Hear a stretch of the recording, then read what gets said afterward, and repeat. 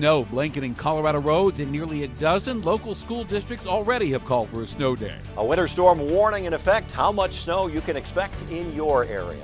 With snow falling through the night, expect a dicey morning commute. I'm Ivan Rodriguez, breaking down how CDOT is keeping the roads clear. Ready to sick out. They were flabbergasted and definitely wanted to take action. Douglas County school teachers prepare for protest after school board members attempt to force the superintendent out behind closed doors. And trouble at Dove Valley. A former NFL head coach now suing the Broncos. What he says happened when he interviewed with the team in 2019.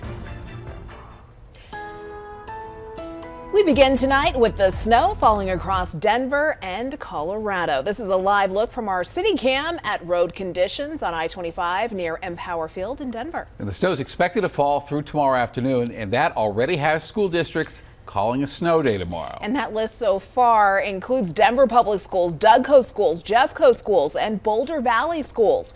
You can find a complete list of closures and delays running at the bottom of your screen and over on thedenverchannel.com. All right, right to our team coverage for tonight. Denver 7's Ivan Rodriguez live in Broomfield. They're expected to get some of the heaviest snow, and he's going to break down how CDOT's preparing the roads. But we start with Chief Meteorologist Mike Nelson timing out this storm and the plummeting temperatures coming along with it. Mike? Remember, it was 60 degrees just Monday.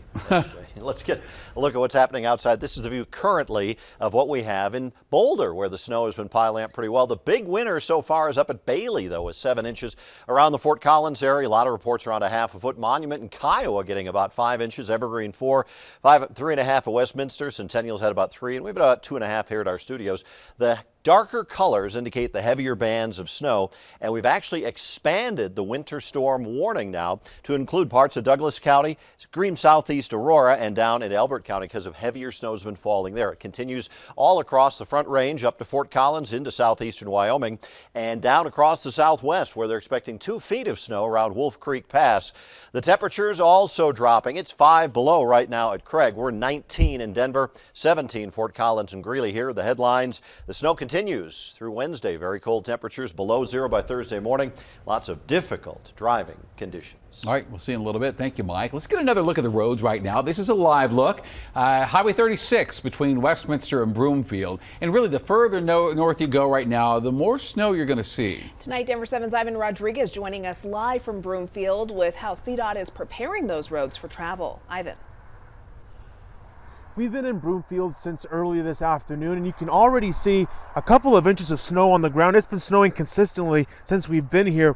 Behind me is Highway 36. Throughout the day, we've seen snow plows out working to keep the roads clear and traffic moving. This is all, a kind of snow that's manageable by seasoned winter crews like ours. Hours before the storm, Executive Director of CDOT, Shoshana Liu, said they had been preparing for the latest snowstorm. There's active pre-treatment going on, which means that we apply the products ahead of the storm coming in. That helps with the initial line of attack. For CDOT, that pre-treatment work is key to keeping major highways and roads open. Making sure that we clear the main arteries while it's happening is important because it will freeze over afterwards. So the more we can do to get the major arterials like I-70 and I-25 clear in real time, the easier it will be to keep them clear after when it gets really cold. When all is said and done, Broomfield could see more than 8 inches of snow, followed by freezing temperatures. CDOT says it moved crews from other parts of the state to help keep roads clear in the Denver metro area. This comes at a time when CDOT is experiencing a snowplow driver shortage. This storm is actually projected to be more severe in Denver, so we're ready to bring in groups from other parts of the state where it's not snowing as heavily to support if needed.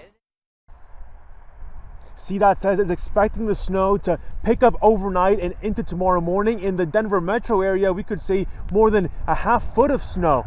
They're also asking people who can stay home during the peak hours of the snowstorm to do so. Live in Broomfield, Ivan Rodriguez, Denver 7. All right, Ivan, thank you. Get home safely. And as you know, driving in the snow can be tricky, even dangerous when drivers aren't prepared.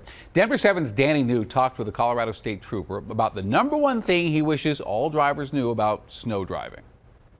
What is the thing that you wish drivers knew? Well, I think a common misconception is if you have all-wheel drive, your vehicle will handle better in snow. Let's say you're going 30 miles an hour.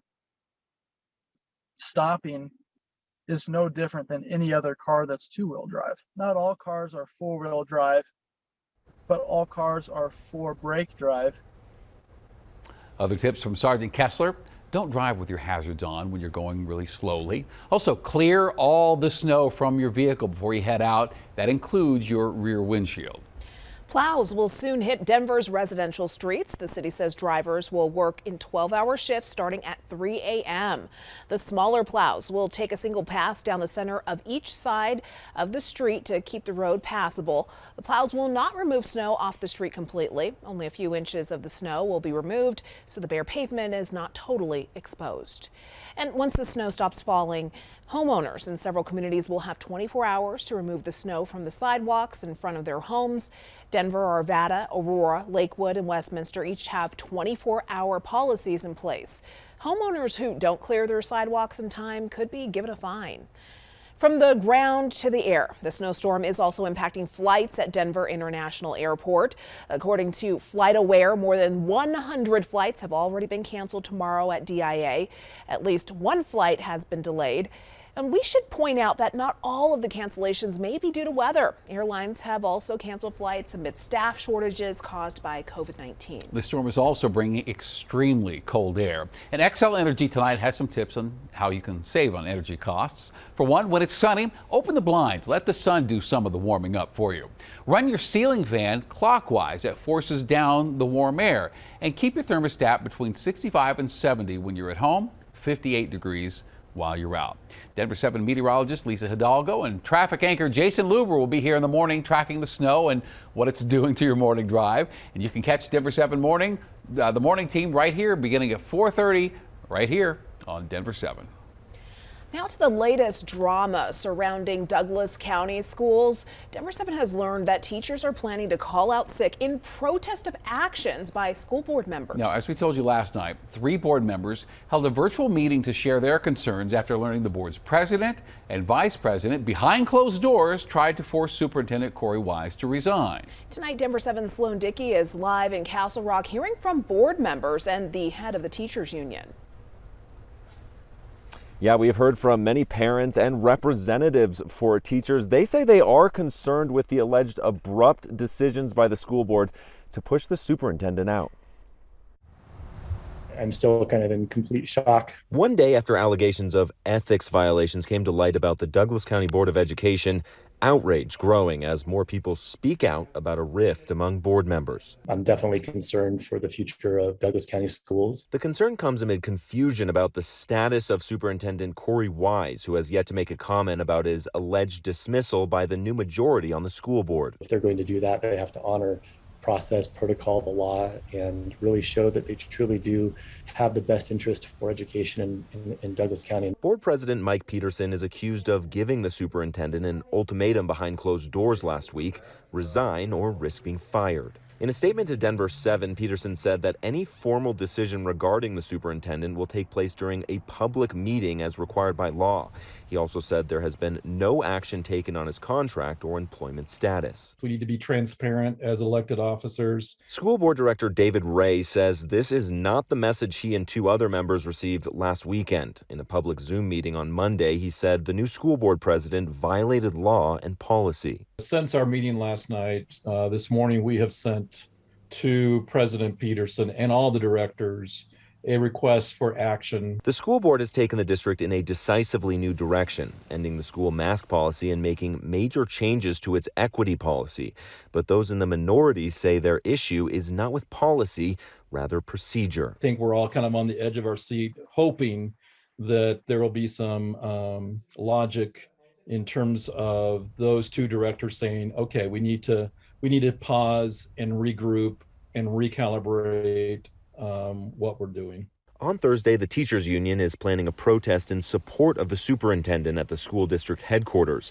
Hundreds of teachers also plan to call out sick on the same day. It's like losing your head coach. When you have the individual who has that vision and who tries to get all the pieces to work together and work as a team.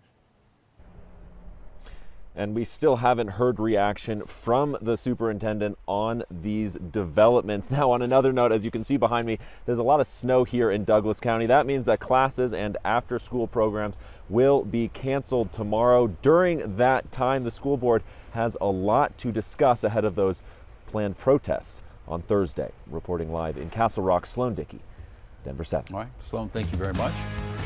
We have trouble brewing in Dove Valley. Former Dolphins coach Brian Flores now suing the Broncos. 2 other NFL teams as well, and alleging racial discrimination in the head coach hiring process. Sports director Lionel Bienvenu is here breaking down this lawsuit and how the Broncos are responding. Lionel. Well, yeah, guys, you heard Brian Flores is calling out the entire NFL with that class action lawsuit, discrimination in head coaching hiring process. Flores says the interviews with the Broncos was a sham, specifically mentioning them in this lawsuit. He said this about the 2019 interview. For the Broncos head coaching job, quote, John Elway, Joe Ellis, and others showed up an hour late to the interview. They looked completely disheveled, and it was obvious they had been drinking heavily the night before. It was clear from the substance of the interview that Mr. Flores was interviewed only because of the Rooney Rule. We know that Vic Fangio was later hired. The Broncos fired back with a statement of their own, quote, the allegations from Brian Flores directed toward the Broncos in today's court filing are blatantly false. The Broncos will vigorously defend the integrity and values of our organization and its employees from such baseless and disparaging claims. Now, our Broncos insider Troy Rank talked to the Broncos today. They said that interview started on time. They weren't late. It lasted 3.5 hours, and they kept detailed notes and records from the meeting. They have those records to show it was not just a formality. The Broncos also sent a quote from Flores from 2020, the next year after he interviewed with the Broncos. Flores said, quote, I thought it went well. It was great to meet the executives there and spend some time with them. I think Vic Fangio is a great coach. They got the right coach and the right people in place. It was a good experience for me personally. Now, it's notable that Elway and Ellis were not part of the most recent search when GM George Payton hired Nathaniel Hackett and he interviewed 3 minority candidates. Now, you can read the entire lawsuit. You're going to want to read it. And you can see the complete quotes as Troy's got this story covered for you right now on thedenverchannel.com. Also today, the for sale sign went up at Dove Valley. We got that story later in sports. A tense situation ends peacefully in Boulder. Approximately 11:07 a.m., officers were able to safely take the male into custody. What we're learning about a former UCLA lecturer accused of threatening that school and the community he now lives in. Denver's deputy fire chief arrested for DUI while driving an apartment vehicle. The punishment he is now facing as he steps down from his position. It's a Denver 7 weather action day. It's really starting to come down out there. How much snow to expect in your neighborhood and when we can see sub-zero temperatures.